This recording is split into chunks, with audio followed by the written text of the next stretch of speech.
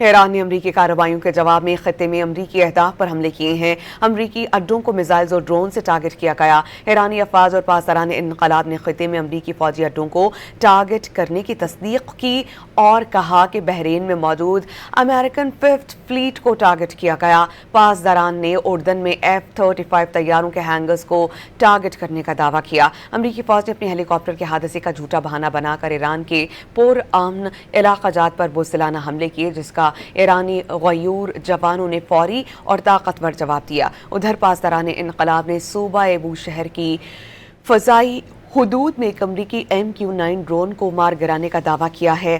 ایرانی فورسز کی جانب سے جاری کردہ ایک پریس ریلیز کے مطابق امریکی ڈرون شمالی خلیج فارس کی فضا میں مداخلت کی کوشش کر رہا تھا۔